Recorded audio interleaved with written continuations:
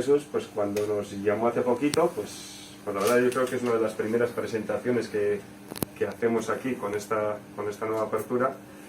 Y pues siempre estuvimos un poco sujetos también a ver si iba a ser factible o no realizarlo. Tiró para adelante, pues nosotros tiramos para adelante y hoy es el día en el que estamos aquí juntitos. Entonces, sobre todo le quiero agradecer mucho a ella que haya contado con nosotros y en estos tiempos también en el que pues las cosas a veces no salen y bueno. Esta librería es un poco Santa Sanctorum de cómo debe funcionar una librería, en donde la selección lo puede comprobar incluso durante las Navidades, tratando de elegir cuentos que fueran muy especiales para unos niños, a los que por cierto me has dedicado el libro también. Ya que efectivamente has hecho la mención a mis publicaciones también de historia diplomática y de política exterior, y como tal, bueno, la sensación de que hay que tratar con una sutil ironía algunos de esos elementos que forman parte de la vida cotidiana, pues creo que reaparecen también en el libro. Barajando varias ideas y sin querer de hacer de esto una prolongada conferencia ni nada por el estilo, sino una presentación en donde me gustaría, por otra parte, ya que somos pocos pero bien avenidos, que bueno, rompierais esa especie a veces de encorsetamiento que da el tener delante al autor del libro y al que parece que no se le puede preguntar nada, para no entrar a lo mejor en jardines que no parece que corresponden a la situación. Pero yo os animo a que me hagáis preguntas o que si queréis hacer cualquier observación la valoremos e interactuemos. En el escudo de armas de Glasgow aparece un Let's Flourish Glasgow, ¿no? Bueno, pues yo también quiero con esto hacer un poco Let's Bilbao Flourish, ¿no? Que florezca, que de alguna manera se perpetúe esta imagen que creo que la historia de Bilbao se merece. Entonces, podría decir muchísimas cosas porque he traído unas chuletas, pero como veis no estoy para nada recurriendo a ellas, salvo un par de citas que quisiera hacerlas correctamente. Pero claro, desde esa negación que acabo de hacer para no errar en la interpretación de los propósitos del libro, que es no es una visión literaria en el sentido estricto, algo con lo que puede que amenace en el futuro, pero no es el caso. Pero desde esa visión en donde la ciudad se ve no como laberinto, sino como una red de oportunidades, sino como una red de trampas, ¿no? Como se ha hecho en ocasiones con algunas historias de la ciudad en plan literario, pues lo que pretendo es bueno, ajustarme a lo que era también el marco desde el que tenía que escribir.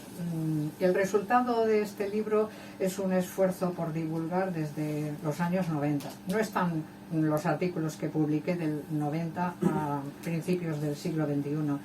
Eso se reunió en otro trabajo previo que se tituló Un paseo por la historia de Bilbao. Y en la colección Temas Vizcaínos también hubo una aportación sobre historias de Bilbao, en donde recogía quizás una imagen más cercana a lo que era el Bilbao de los años del sitio y hasta principios del 20. Y cuando llegué a esa horrible circunstancia del encierro total por la pandemia, pensé que bueno, se iba a quedar en el anaquel de una hemeroteca todo ese esfuerzo de divulgar desde el periódico Bilbao, y la idea fue ir recogiendo incluso algunos textos que estaban casi perdidos, los conseguí rescatar utilizando la propia web municipal, y al final, bueno, he hecho una selección. No están todos los artículos, porque incluso recuerdo que escribimos, y es una cita, me vais a permitir que os trate con mucha familiaridad, a Miguel Ángel Santos, que también está escribiendo mucho sobre la historia de la cerveza en Bilbao. Él y yo comenzamos, a partir de ese artículo surgió la idea del blog, y a partir de ahí te empezaste a hacer famoso también. Entonces, es verdad que ha habido algunos artículos, bueno, muy pocos, creo que han sido solo 2 en colaboración, y en principio, bueno, pues ese trabajo desde el año 2007 hasta la actualidad, prácticamente hasta el 21, insisto, no todos los artículos, pero hay una selección variopinta. Entonces, creo que la estructura del libro resume, en cierta manera, los emblemas más característicos de lo que es la identidad del bilbaíno, circunstancias que pueden ser en ocasiones anecdóticas. Quería responder a vuestras preguntas, pero sí que debo decir, por ejemplo, que entre las... No me quiero poner pedante en el sentido, si queréis, profesoral, de decir... ¿Qué hace usted de diferente frente a otro tipo de libros que se han escrito sobre Bilbao? Pues vamos a ver, recurrir a la frase estándar y vulgar de cada maestrillo tiene su librillo, me parece que resume, pero resume mal.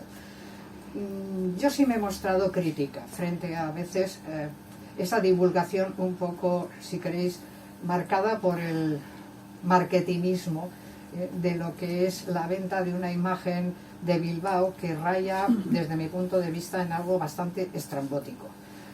Yo tengo, sí, la loseta de Bilbao en la portada, consensuado con la editorial, pero aunque la baldosa de Bilbao sea un emblema que nos caracteriza, pero es una baldosa creada, por cierto, en 1920, de Bilbao de toda la vida, sí, pero en 1920, pues hay otro tipo de divulgación con la que, más allá de considerarla bien intencionada, yo como historiadora no es que la rechace, pero sí la puedo criticar. Pero se ha vendido una imagen de Bilbao que es muy comercial, con símbolos que son, bueno, muy divertidos, pero conocer la historia de Bilbao, como decíamos, con cierto grado de rigor, de eficacia para ver cuáles son esos emblemas, me parece que es una tarea que todavía está por hacer. Y bueno, mi propósito modesto es la de dar a conocer todos esos elementos a través de la divulgación del periódico y también en algunos otros escritos serios publicados en revistas especializadas. La misma revista de Vide Barrieta tiene varios textos míos, etcétera, etcétera, etcétera. El trabajo que he ido desplegando también con algunas tesis doctorales ha ido por ese mismo camino. La última tesis, recientemente defendida, también va por la línea de la sociabilidad y la moda. Y bueno, sí, puedo recurrir a más elementos de tipo, si queréis, más técnico, pero bueno, en este momento desglosar contenidos del propio libro me parece que es innecesario.